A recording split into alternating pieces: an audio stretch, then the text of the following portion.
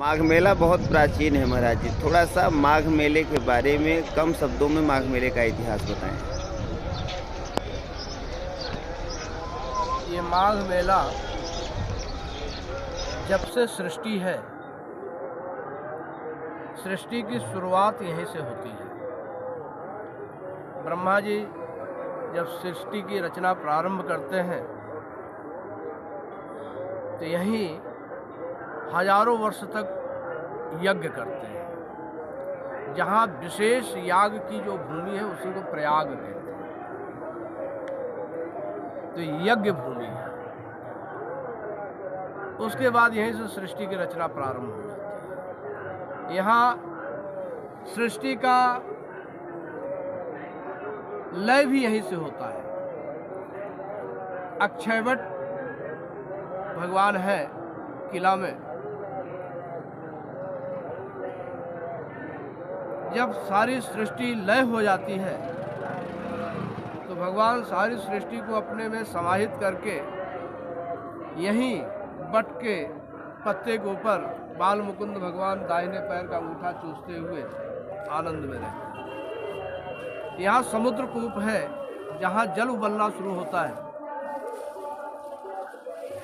और उबलते उबलते इतना जल होगा कि पूरी सृष्टि लय।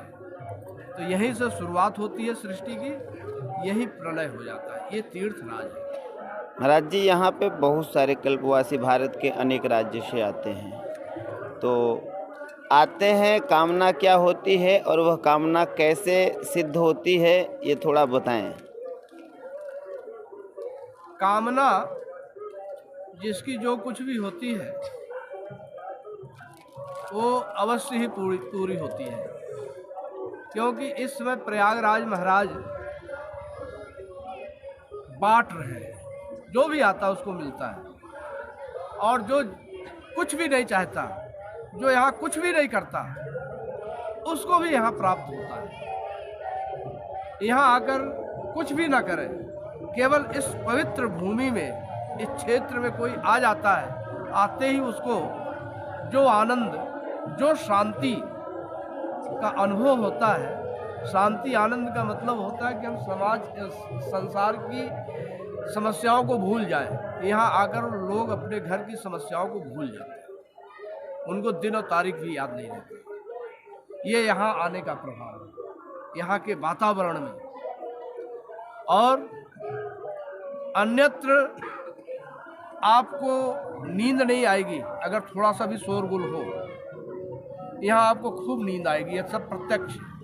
यहाँ भूख खूब लगेगी, ये प्रत्यक्ष। महाराज जी, माघ मेला बहुत प्राचीन है। चूँकि हम जहाँ तक जानते हैं आप बहुत पहले से माघ मेले में रह रहे हैं, तो पहले के मेले में 10, 20, 25 वर्ष पहले और अब के मेले में कुछ अंतर बताएं कम शब्दों में।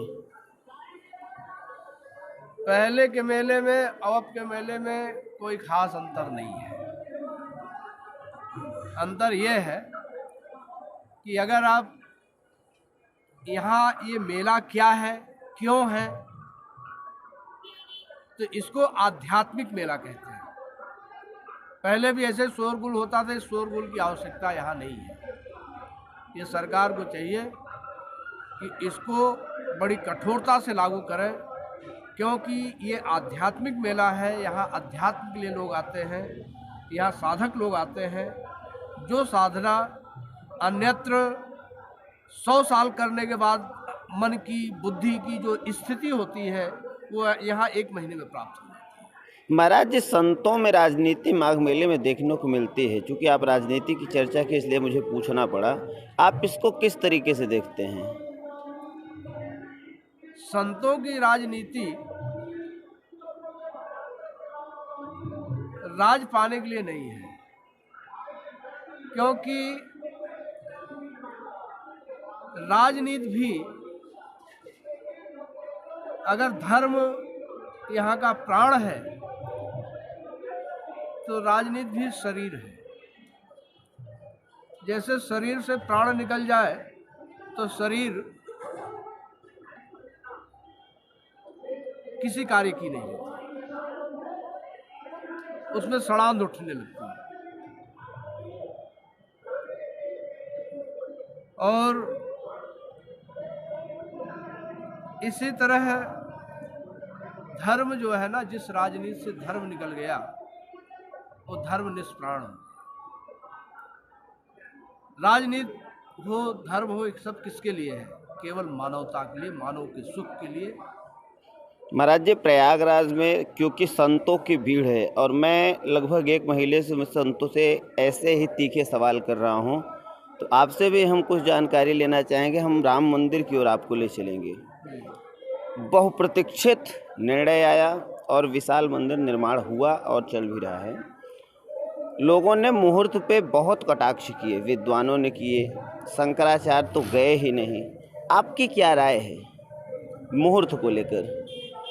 क्या बिना मुहूर्त की प्रतिष्ठा संभव है? देखिए, अयोध्या में जो कुछ भी हुआ सब मुहूर्त में हुआ है, विधि विधान से हुआ है। और विधि विधान मुहूर्त का प्रभाव भी अगर ये बिना मुहूर्त के होता, बिना विधि के होता, तो जो प्रभाव, क्योंकि उस विधान में उस मुहूर्त क्या है कि कुछ घड़ी ऐसे होते, उस घड़ी में अगर वो श्रेष्ठ कार्य किए जाए तो उसका प्रभाव बहुत होता है। तो प्रत्यक्ष जहाँ लोगों का, हम तो ऐसे क्षेत्र में रहते हैं जहाँ तो बहुत ही आध्यात्म के लिए पिछड़ापन है और वहाँ बहुत लोगों का आक्रमण है। वहाँ एक तरह से सनातन धर्म के विपरीत जो संस्थाएं हैं वो बहुत अधिक कार्य कर रही हैं, लेकिन वो सब कुछ फेल हो गई।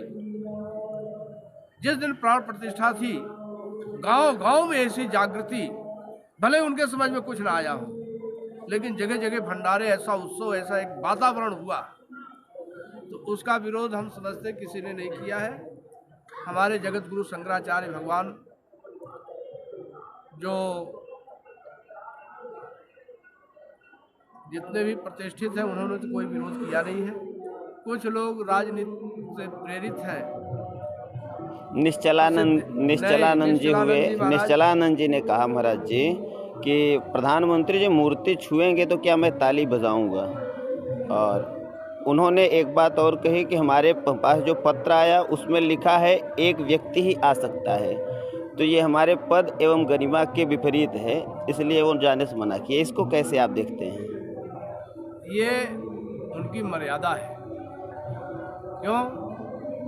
जगत गुरु शंकराचार्य भगवान सनातन धर्म के ज्ञाता हैं पूर्ण रूपेण। सनातन धर्म पर अगर कहीं से भी आक्रमण होता है तो वो बोलते हैं। तो स्वामी निश्चलानंद सरस्वती साधारण नहीं है। तो जब उनसे और कुछ सलाह नहीं ली गई, तो उनकी ऐसी मर्यादा तो है नहीं। उन्होंने स्पष्ट कह दिया कि भाई जब प्रधानमंत्री कर रहे हैं तो हम लोग, जगत गुरु की भी एक गरिमा होती है।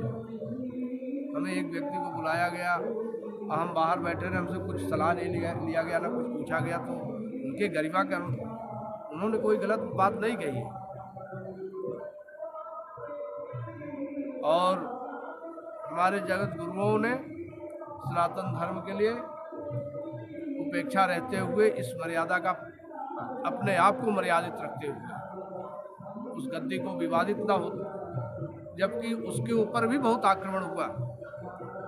पूज्य शंकराचार्य जी महाराज जी अखाड़ों को लेकर कई बार तीखी टिप्पणी करते हैं। उनका कहना होता है 13 अखाड़े हैं, इनका निर्माण केवल सनातन रक्षा के लिए हुआ था और आज शंकराचार्य अपंग हो गए हैं क्योंकि ये साथ नहीं दे रहे हैं। आप इस पे क्या कहेंगे? भाई, इस पे आपको संदेह है क्या? शंकराचार्य गलत कह सकते हैं या वो राजनीतिज्ञ है? उनको कुछ चाहिए? उस पर तो हम तब बोले कि हम उसके लिए सोचे कि भाई वो गलत बोल रहे, हमको ऐसा कुछ नहीं, हमको पूर्ण रूपेण विश्वास है। भविष्य में कैसे शंकराचार्य निश्चलानंद सरस्वती जी के श्री चरण कमलों में वो एक महान पुरुष है और उनका मार्गदर्शन हमारे लिए बहुत कल्याणकारी है। महाराज जी, भविष्य में ये 13 अखाड़े क्या एक हो सकते हैं या शंकराचार्य के? ये जो है ये प्रयास उनका है, करेंगे, सबको एक करेंगे।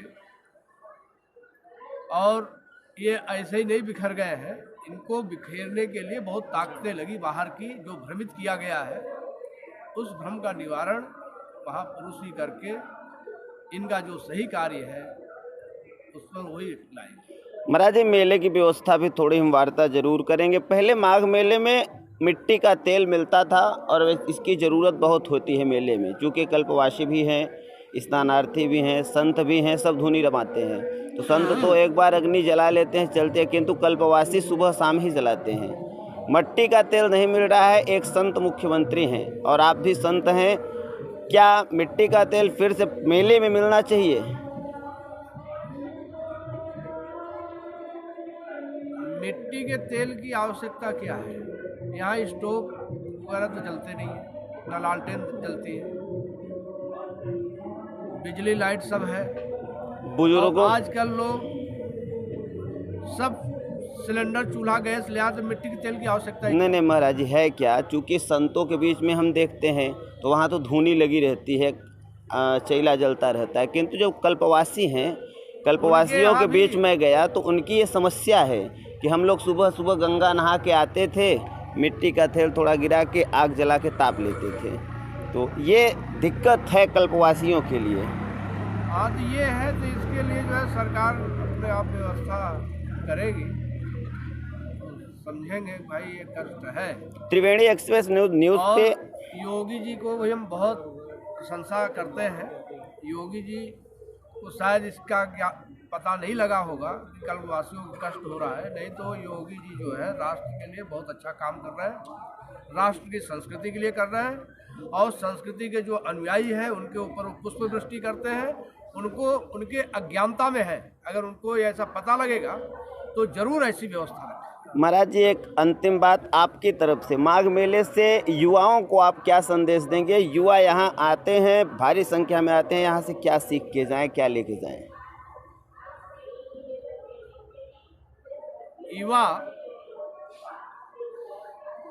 जितने भी आ रहे हैं वो देखें कि हमारी और महानतम संस्कृति जिसके ऊपर इतना आक्रमण हुआ और हम लोग भी कर रहे हैं, हम लोगों के भी विचार बदल दिए गए हैं, हमको भी उल्टा सीधा पढ़ाया गया है, लेकिन फिर भी ये संस्कृति चल रही, तो क्यों चल रही है, इस पर वो विचार करेंगे और उनको मौका मिलेगा कि हमारी संस्कृति का दर्शन यहाँ आकर क्यों ऐसा हो रहा है।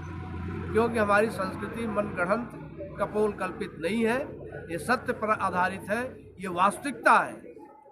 तो वास्तविकता कभी मिट नहीं सकती, चाहे कितने भी आक्रमण हो। यहाँ युवा आकर के वास्तविकता से परिचित होता है। महाराज जी, एक बार पूरा परिचय बता दें। रघुवर शरण दास जी महाराज। हाँ, रघुवर शरण दास नहीं, रघुवर शरण, श्री कृपा सागर मंदिर, सुंगरपुर, दिल्ली 36।